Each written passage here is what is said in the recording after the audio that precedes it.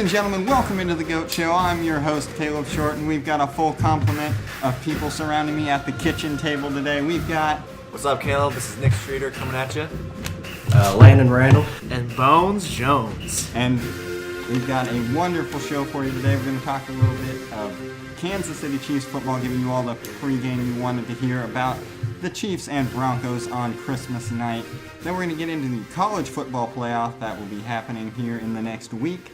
And we're going to wrap things up with college basketball talk. The non-conference season is over, so how far can the local teams go? And yeah, that's pretty much all we got. I'm sure Ian is pumped to talk a little Mizzou basketball. M-I-Z. Will Mizzou make the NIT? We'll see. No. Yeah. Well, okay, that's our college basketball talk. We got that out of the way. Anyway, starting out with the Chiefs. There's really not a whole lot of important pregame that we need to get into right now.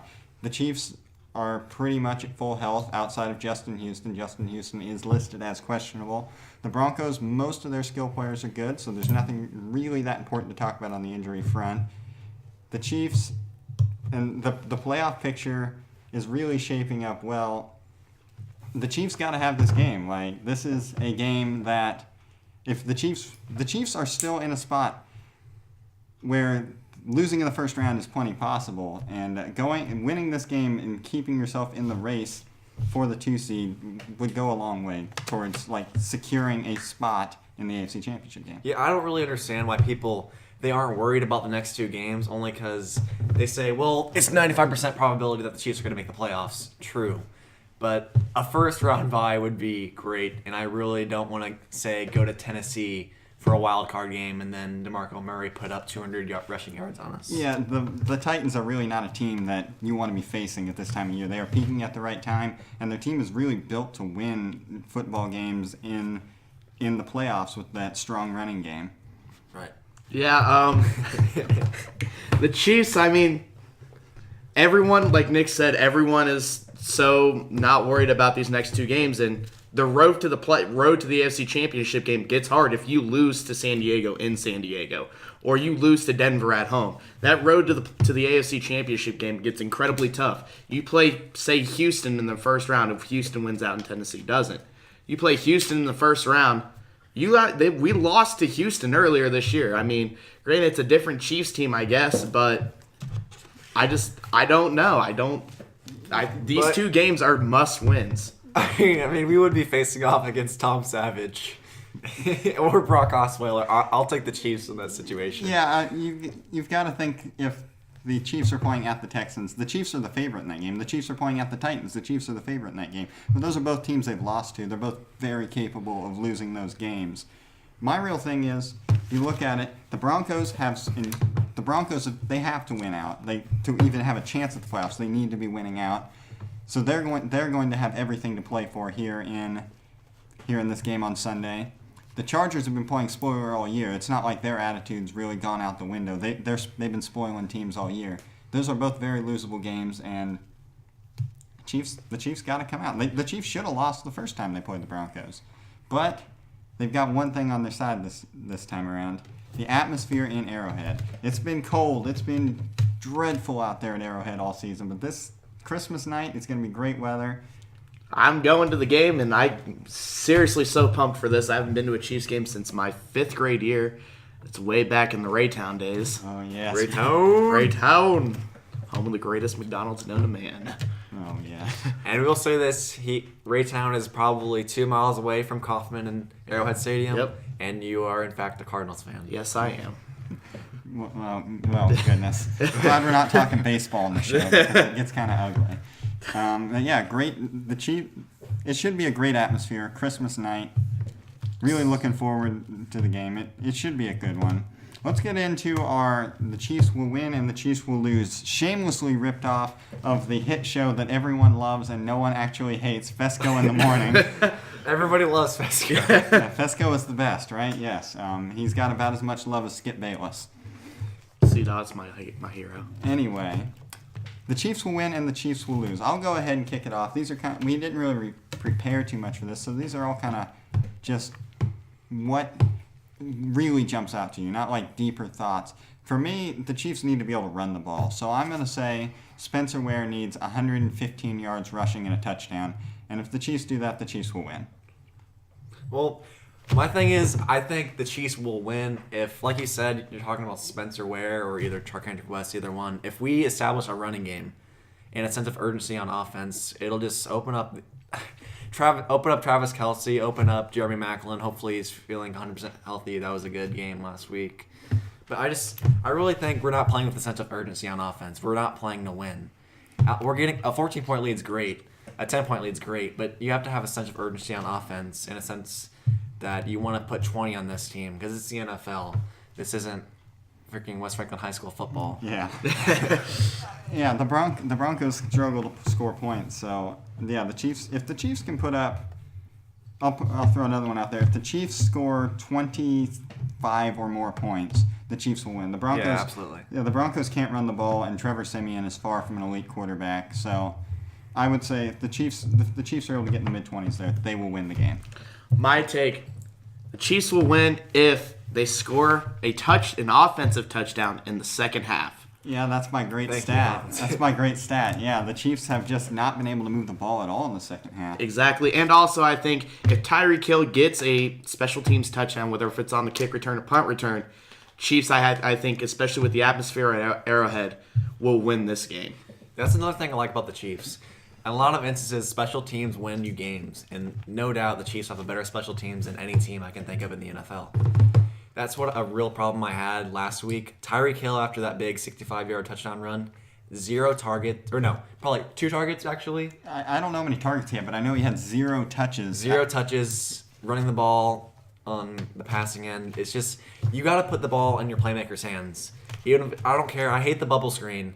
But Tyreek Hill has a playmaking ability that he can just turn a 2-yard gain into a 7-yard gain. You just got to put the ball in his hands. Yeah, down that route, another one for me is going with the playmakers getting the ball. I think Travis Kelce and Tyreek Hill. I put them in the same category because when one of them succeeds, the other one has tended to succeed. Yeah, absolutely. Especially after the Jeremy Maclin injury. So I would say if between the two of them they get 15, 16 touches, that would be like Tyreek Hill gets 7 or 8 touches, Travis Kelce 7 or 8 catches over the middle. That's how the Chiefs can move the ball, and preferably spread out a little bit, not with all these great scripted plays up the first 2 drives and then nothing in the second half. I can't get over that. Andy Reid and his. I mean, you can blame Andy Reid, but then again, Tyreek Hill and Travis Kelce and Jeremy Maclin, they're on the field, and they're running passing routes, except Alex Smith is just not throwing them the ball. I don't really know how else to put it. I mean, I don't like Andy Reid's play calling at times, especially on an option play on a 3rd and 2 in the NFL, but I don't know.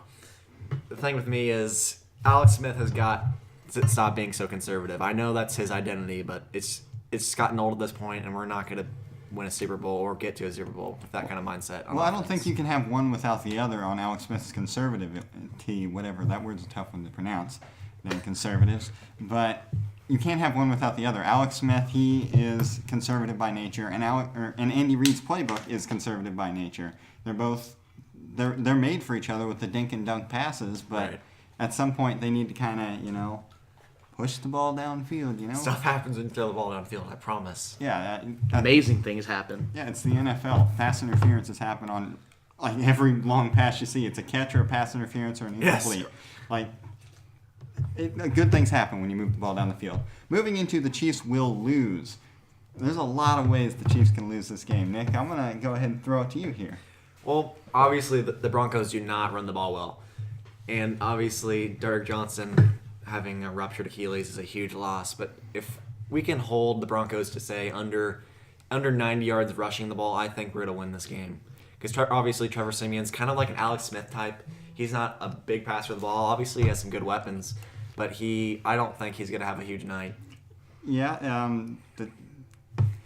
the Broncos running the ball. The Chiefs can't stop anybody running the ball, and the Broncos can't run the ball on the West Franklin defense. So, there's gonna be some give and take there. Hopefully, the Chiefs are able to stop it. I've got a good one here. The Chiefs will lose if Tyreek Hill gets under 3 touches. I think this is a great one that our legendary Danny and C-Dot were talking about yesterday. Actually, it was just Danny yesterday. There was no C-Dot. Yeah, it was but just Danny. He was talking about how Tyreek Hill, whenever he gets more than 5 touches, the Chiefs win. When he gets less than 5 touches, the Chiefs lose. I think Tyreek Hill needs to get the ball in his hand, and if Tyreek Hill is a non-factor in this game, the Chiefs will lose. Like, the Chiefs can withstand Jeremy Maclin being a non-factor. The Chiefs can withstand a lot of people just not showing up to the game. But Tyreek Hill, he is the offensive weapon on the Chiefs, and so if he doesn't show up, the Chiefs will lose. I'll say the Chiefs will lose if Trevor Siemian has over 300 yards passing. Yeah, the Chiefs should have lost the last one with the way Trevor Siemian was balling. Yeah, he had against like the over Chiefs defense. 330 yards. Yeah, he was. Yeah, if the Chiefs can't stop Trevor Siemian, that's a good one right there. The Broncos passing offense is not known to be this air raid attack. Right. The Chiefs defense is also not known to stop people throwing the ball. My final one here is if the Chiefs don't win the turnover battle. Mm-hmm. That's something they've struggled with. Alex Smith throwing bad interceptions and the Chiefs not taking the ball away. That will lead to a loss. So the Chiefs need to win the turnover battle, preferably by more than one, because that's how they've won their games this year. Yeah, absolutely. There's just been so many great turnovers made by the defense. But what we've seen with this offense is we can't turn turnovers into points. That's the issue. That's why I agree with you. We will lose if we don't win the turnover battle. We need to win the turnover battle by at least 2, just to give our offense a chance to put points on the board. Yeah. I believe the Chiefs will lose, like you said, with Tyreek Hill not getting enough touches. Like Caleb said, Tyreek Hill needs touches. You need to give your big playmaker the ball in situations, especially with basically playoffs on the line and the playoff seeding on the line. Because at this point, if you're the Chiefs, you got to be playing like this is a playoff game. Yeah. The next 2 weeks are playoff games for the Chiefs. I mean, that doesn't mean show off all your great plays you've been hiding, but you got to play with an extreme sense of urgency. I really hope Andy Reid hasn't been hiding plays. You know he has. You know he has. He's got like Wildcat with Tyreek Hill all lined up. I'm down. Let's do let's do it. Wildcat. Yeah, this is another Danny was talking about yesterday, having Tyreek Hill just lined up straight in the backfield in the playoffs. That I would love to see. Give him space. Yeah, any way I can see Tyreek Hill holding the ball is a positive for me.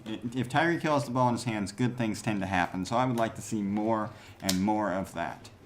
That kind of wraps up our Chiefs topic today. Big game, though. Can't wait to talk about it here next week. But let's move in to the other big football topic on the slate here. The college football playoff and the New Year's Six bowls. There is a lot of bowl games happening right now that nobody cares about, but the important ones are coming up here in the next week. We got the sugar, the orange, cotton, rose, and then for some reason the peach in here, and the Fiesta Bowl, all making up the New Year's Six this year. So let's go ahead and talk about the lesser bowl games first before we get into the playoff. Oklahoma and Auburn in the All-State Sugar Bowl. That one right there just screams Oklahoma to me. What about you? I mean, D.D. Westbrook and what's his name? Baker Mayfield. I love that duo. Baker Mayfield is just so good at getting outside of the pocket and hitting D.D. Westbrook. They're just really big offensive weapons, and I haven't seen really a lot from Auburn that screams OU versus Auburn being a shootout offensively. Yeah, the SEC is down, and Auburn just happens to be the second best team in a very down league right now. Right. OU, they had those 2 losses at the start of the year. They lost to Ohio State, a team that's in the playoff, right, and Houston, a team that was incredibly streaky. And Houston was hot that game. Houston could have beat anyone, and Houston could lose to anyone, and they happened to have a great game in that one. I was high on Oklahoma from the start. Yeah, I really thought they were going to play off, and Baker Mayfield would be the Heisman. That was my prediction. Yeah, I thought they would have grown from that embarrassing loss in the playoff last year, but apparently that was not able to happen. The next one here, we got Florida State and Michigan in the Orange Bowl. I think we all know who the favorite in that one is. Florida State.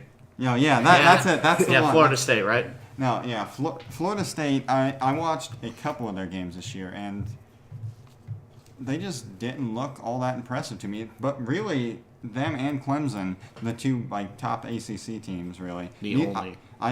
I didn't really like either of them. I mean, they were both able to just squeak out games that they probably should have lost. And Michigan, I mean, come on. Yeah, Michigan. I was really disappointed Michigan didn't make the playoff. Yeah, well, the thing is, the Big Ten probably has 3 of the best teams in the country. Right. So, like, 3 of the top 5 best teams with Michigan, Ohio State, and Penn State. And somebody had to get left out. And unfortunately for Florida State, they're going to have to feel the wrath of Michigan. Yeah, Michigan's going to come in coming out of it. firing Harbaugh's them. going to spank them.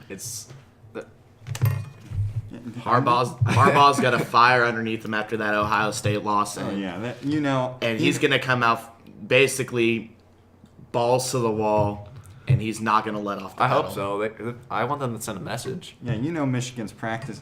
Well, the thing is, Harbaugh sees everything as a recruiting opportunity. And Yeah, that guy. Yeah, so he's going to head down there to South Florida. He's probably going to have 15 recruits at the game. Have, He's going to have you heard the impress. stories of like he stayed on the floor of one kid? Yeah. He climbed a tree, or he was on the sidelines doing the chains for one kid. Yeah, and so in big bowl game like this, that's a normal like recruiting opportunity. You know Right. he wants to maximize any chance he can to attract people to the frozen tundra of Ann Arbor.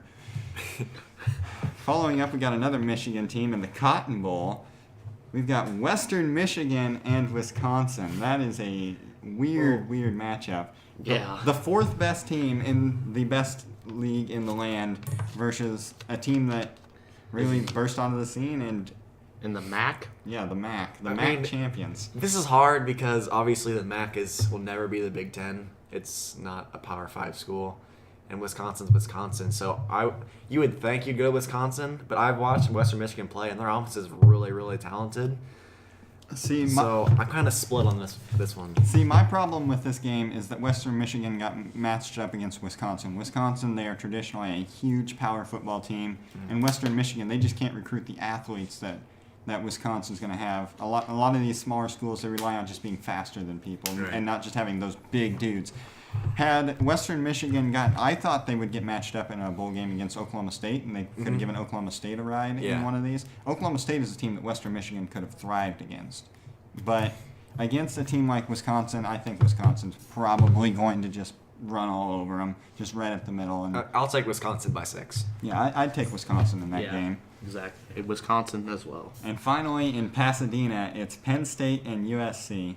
This is really the most intriguing of the 4 non-playoff games for me. This is one that I'm actually really excited to watch. Penn State, a team that has been peaking, at the right time here at the end of the year, versus USC, another team that is on the rise here at the end of the season.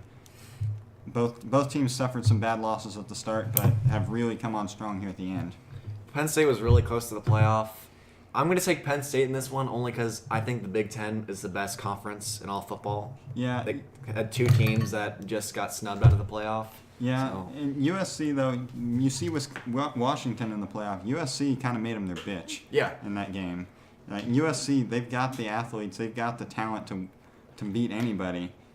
I mean, it just depends on how they show up for that game. I would take USC in that game, honestly. I'm not that high on Penn State. I'd take Penn State, but a side note from this game, this is 2 teams that have came back from basically bottom of the barrel. You got Penn State with the Joe Yeah. Paterno case and the Sandusky case, and USC with everything going on whenever Pete Carroll left and all that. And they were complete bottom of the barrel teams. They weren't doing that great. Lane Kiffin was a horrible coach at USC. And now they've came back, and now they're playing in the Rose Bowl, and these are the storied programs in college football Yeah, history. that's an interesting angle I'm sure they'll take on the broadcast. That, these are 2 teams that are really trying to build themselves back up here, and hopefully for one of them, this can be like a stepping stone maybe to the playoff next year. Right. It'll be nice to see Penn State back on top. Yeah, I mean, it's a nice, happy place up there. It is happy. Yeah. Yeah. Anyway, next up, we've got the playoff. Let's go ahead and start out with the Peach Bowl and what I think is going to be the biggest blowout you will ever see in a playoff game. This, like, people talk about expanding the playoff to 8 teams, but then you'd have the 1.8, and that would probably It would be bad. Yeah, that would be bad seeing Alabama play like. They would probably be playing like the second place team in the Big 12 or something. And Yeah. Like they'd be playing like Oklahoma State this year and just running over them. Alabama, Washington. Washington is not good. Like, I was never high on Washington. I didn't buy into them. Yeah, they played one big team like on their schedule. They played USC, and they got spanked. Yeah, as you referenced, they got spanked by USC. I don't like Washington at all. Like Colorado, yeah, sure. Ooh, Colorado. What are they? They like won 2 games last year or something like that. Yeah, at this point, why would we ever count out Alabama in any football game? Yeah, I'm not. I will never really go against Alabama while they're on this streak. yeah. Alabama by 4 touchdowns, and that's because they'll have the JV in the third quarter. They'll take all the red shirts off. And honestly, for me, another not close game here in the Fiesta Bowl, Clemson and Ohio State. What say you? I think Ohio State wins this. I mean, Urban Meyer. I really don't go against Urban Meyer in big games. He's a big game coach. He knows how to win things. He did it at Florida, and he's going to do it against Clemson. Well, okay. Urban Meyer's great, but Deshaun Watson is a stud. And he had a really good game against Alabama last year, so I'm going to take Clemson in this one. Well, the thing is, for me, Clemson is just not the same team they were last year. No, they're not. I don't think Ohio State's really that great either. Ohio State's a good team, but they're not like even close to Alabama level, if that tells you who my championship pick is. But I am not high on Clemson whatsoever. I watched a lot of Clemson football for some reason this year, and every game I watched, it was they're playing Middle Tennessee Eastern Technical School, or just some other school that Kansas School of the Blind. or like North Carolina State, the North Carolina State games. Just some team that you don't think has any chance. They march in Death Valley and they lose by a field goal to Clemson. Like Clemson finds a way to win, so that is an admirable trait. But gosh, they just have not looked good in any time I've watched them. They just have not looked good. So I'm going to take Ohio State there by probably a couple touchdown margin. And then in the championship game, then I have Alabama and Ohio State.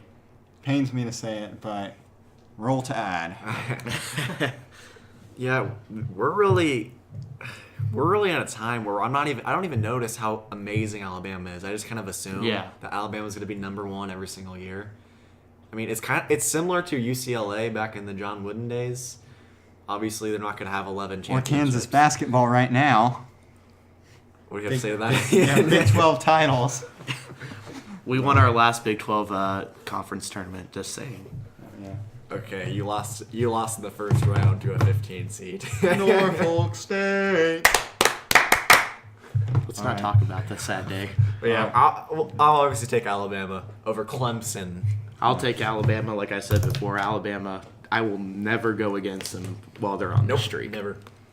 All right, so that wraps up our football point. That took a lot longer than I kind of expected, but we are going to take a quick pause and give you some of my patented commercials here in the break, and we'll rejoin you with college basketball talk. Right here on the GOAT. Today's show is brought to you by Amigos Mexican Restaurant.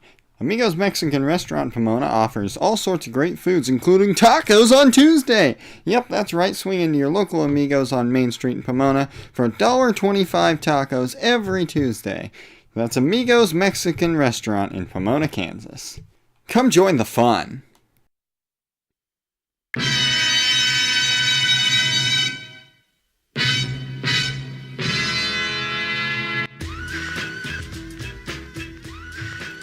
And welcome back into the GOAT Show, ladies and gentlemen. I know I teased a little college basketball talk, but we've pushed that back just a bit. We're going to give you something far more festive here. It's December 23rd. It's Christmas Eve, right, Bones? Oh, yeah. Yeah, as weirdos put it. It's Christmas Eve, and that means that you're probably going to need some Christmas movies to watch. So we've got ourselves a little draft going on here. We're going to be drafting our favorite Christmas movies in a quick little, GOAT draft. The top 3 movies for each of us, we're going to go ahead and make a Twitter poll of it, so you can vote on who you think has selected the best movies here in the draft. Without any further ado, we're going to kick it over to the Ian Bones Jones on Twitter. And Snapchat. Adam Bitches. He will be giving us his top pick All right. here in the draft. First off, it is _Ian Jones on on Twitter and Bones_Jones97 on Snapchat. Hit me up. Yeah, glad we got that out of the way. And with the first overall pick in the GOAT Christmas movie draft, Ian Bones Jones selects National Lampoon's Christmas Vacation. Christmas Vacation, obviously, in my household is a classic. We always watch it on Christmas Eve, and it has some of the funniest quotes in it that I enjoy. Yeah, well, All right, Landon. solid selection. All right, well, with my first pick, I'm going to have to go with Elf because who doesn't like Will Ferrell? I mean, he's just absolutely hilarious. Screw Will Ferrell. Hey, you don't say that. Hey, man. You know, sir. So, yeah. Cody? Or It's okay. It's okay. It happens. No, it doesn't happen. It happens all the time, actually. All right, this is my best Roger Goodell impression. With the third pick in the 2016 The GOAT Show podcast draft, Christmas draft, I will select Rudolph the Red-Nosed Reindeer claymation version. I grew up on this movie. It's my all-time favorite, and I can't wait to watch it on Christmas Eve. Caleb? That's a solid selection. Thank you. Selection. Thank you. With my first round pick, a lot of good movies still on the board, but I don't know how this movie could fall any farther. I'm gonna go ahead and select Home Alone. Okay. Home Alone, the original. It's a great movie. I mean, it's still one that holds up to this day that I can watch and still enjoy it. Good movie. Do you like the third one? Not as much. I think they decline I as mean, they go. Kevin's so much cooler than that other kid. Yeah, yeah, but come on, look at him. He's adorable. Yeah, you can't see it right now, but we're showing a picture of Kevin. He's a real cutie. Yeah. He's all drugged out now, but back in the day. Okay. Jokes are bad, kids. It's okay. With the fourth overall selection in the 2016 GOAT Show Christmas movie draft, Ian Bones Jones selects A Christmas Story. Okay. Christmas Story, obviously, a classic. All-time. All-time It's an classic. all-time. It's a GOAT. You can never go wrong with those 24-hour TBS. No, you Christmas cannot. Story. All day, Christmas. Landon? Oh, all right. My second pick is Home Alone 2 because Caleb Short took my second pick. Oh well. Home Alone 2. Okay. Lost Weak. in New York. That's fine. All right, with my second pick, I'm going to take Jim Carrey's version of How the Grinch Stole Christmas. The Jim Carrey version. Mm-hmm. Not the classic. The classic's great. The animated version is really, really good, but Jim Carrey's amazing. Hmm. I remember when that came out. Yeah, it was awesome. Yeah, it was way overhyped, but yeah, it turned out to be. It turned out. It all lived right. up to the hype. Yeah. Well, It wasn't overhyped. It lived up. I'm trying to talk down your pick so people don't vote for you. Vote for me. Anyway, with the second overall pick, I'm going to go ahead and appeal to some of our older fans. It's A Charlie Brown Christmas. Okay. The not the stories one. I actually watched this last night. There's another one that you sometimes confused with it, but the original one, Linus gets on stage. He tells us what Christmas is all about. Everybody loves it. This is a movie that kind of gets lost. You know, I don't hear a lot of people talking about it, and I never see it on the what's it called now, Freeform. Yeah, but well, the thing about Charlie Brown is though, there's a special for every holiday. So Right. I mean, you can.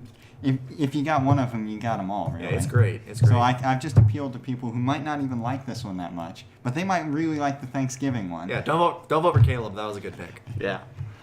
And with the, I believe, ninth overall selection in the 2016 GOAT Show Christmas movie draft, Ian Bones Jones selects Frosty the Snowman. Again, I'm going with classics here tonight. Frosty's all right. He's all right. He just melts. And it's kind of sad. It just melts and melts and melts away. Yep, and it's kind of sad. Landon?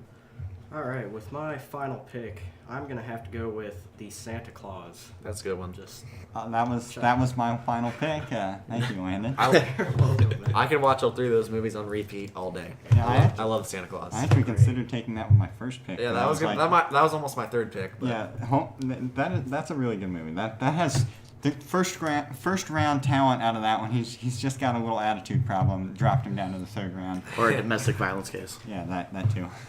Okay, for my final pick, this is going to appeal to all the white girls who love drinking their Starbucks to this movie.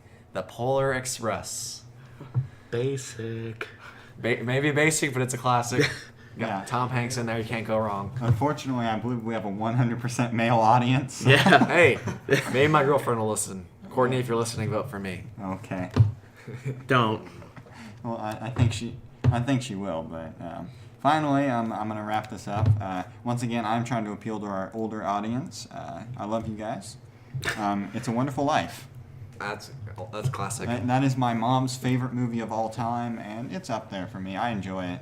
I won't say it's the best, but I really do like It's a Wonderful Life. It's a good movie. It's one of those movies you watch it and afterwards you just kind of smile. Yeah, you know? I'm surprised no one picked Miracle on 34th Street.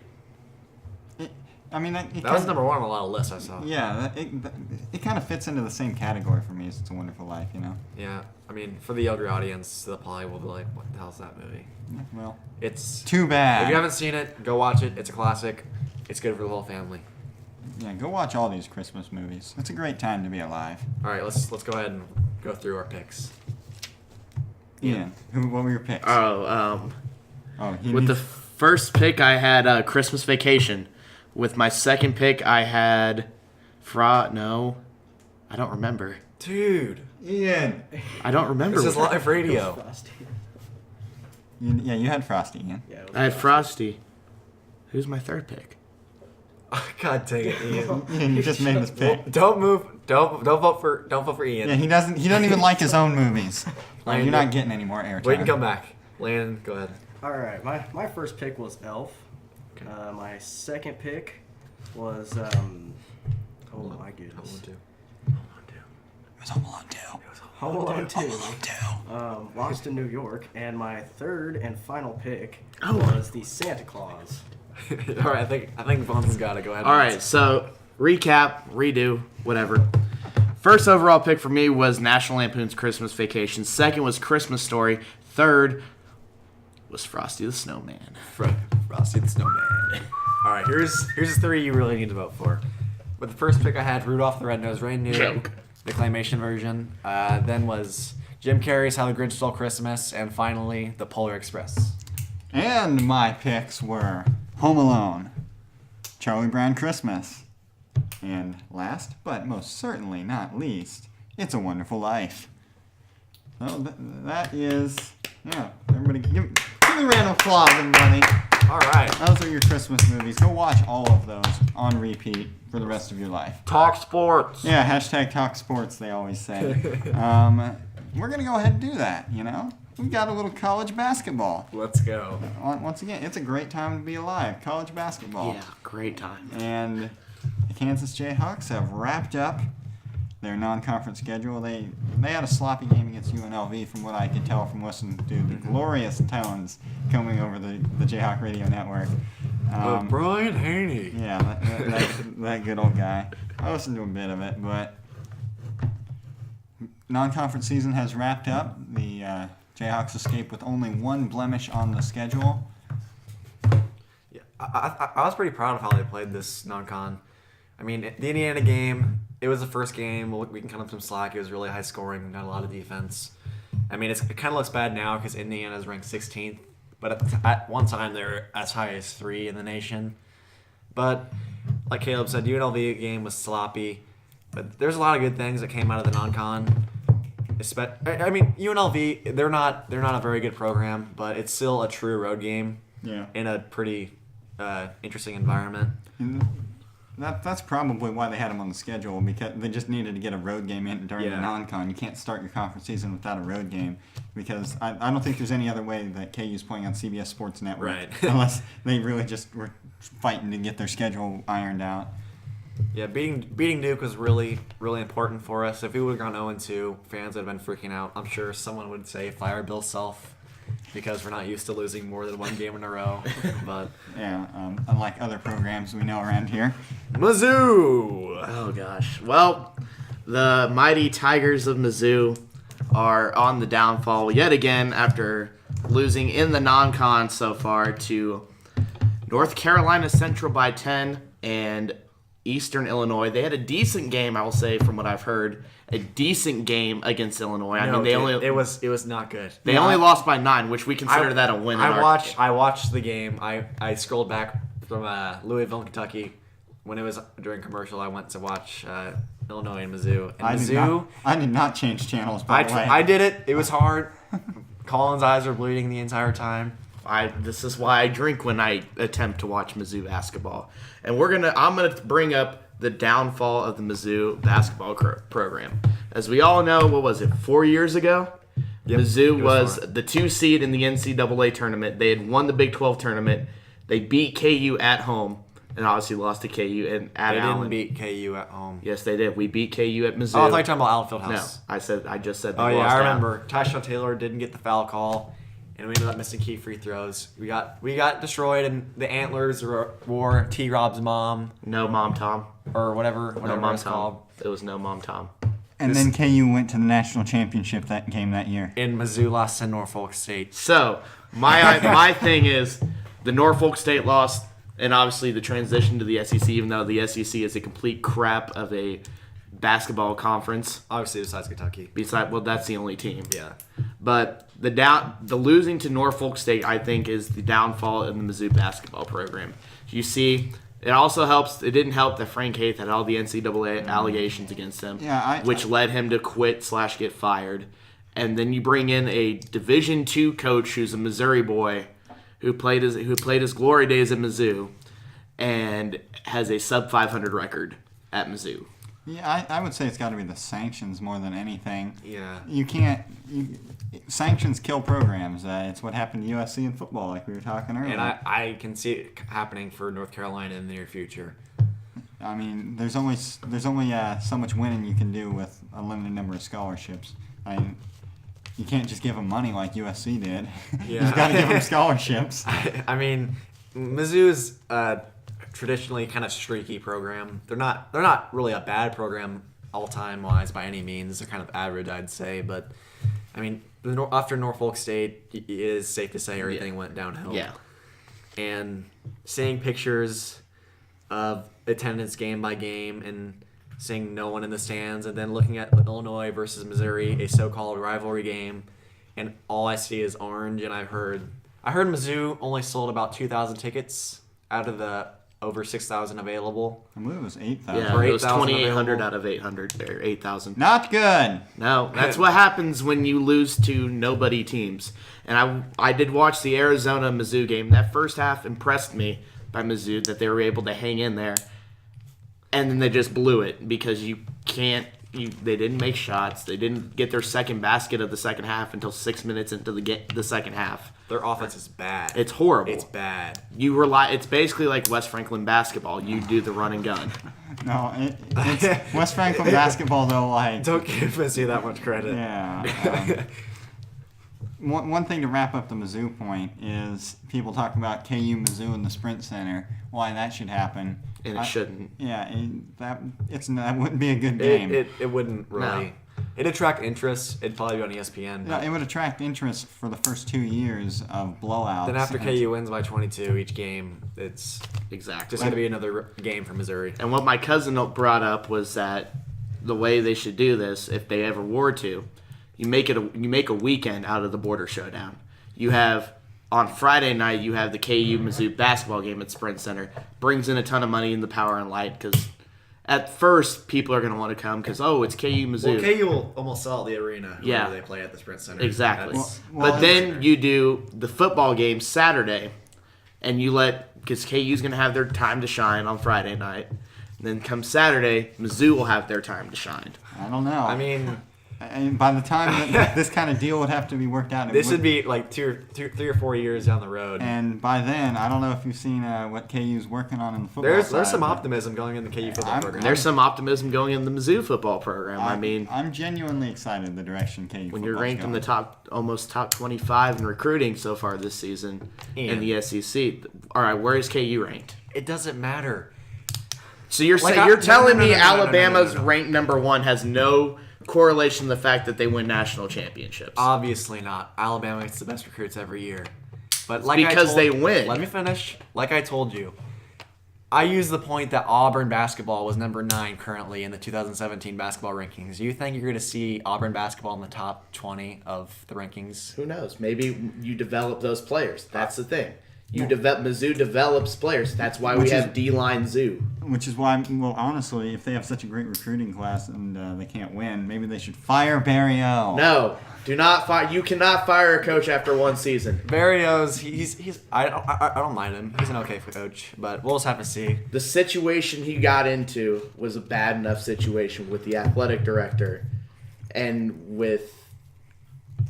We'll see how Mizzou develops their players, but at best they're going to go to the SEC championship game and lose, and then go to That's a as bowl high and lose. as Mizzou will ever get. That's as high as they're in the SEC. They're not going to go any higher than that.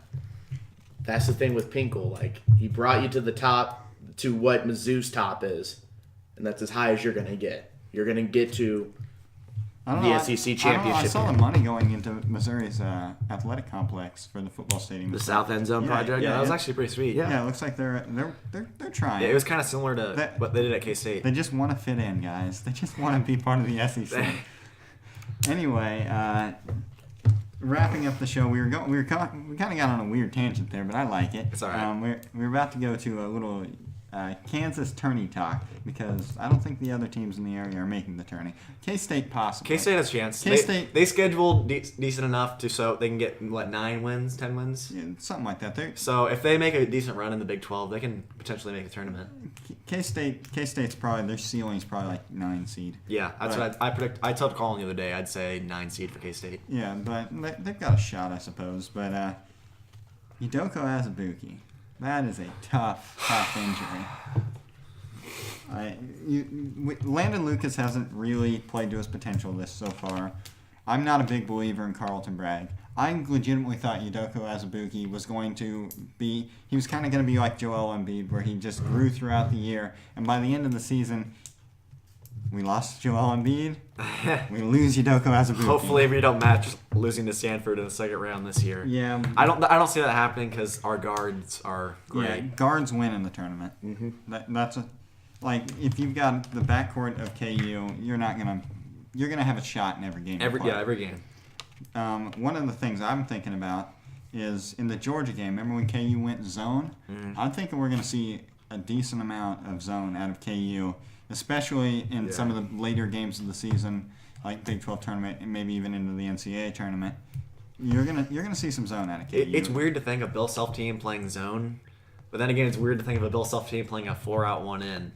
And it's turning out pretty well. So whatever we got to do to win, I don't really mind. And the thing is, the 1-in at some point is going to be like Carlton Bragg.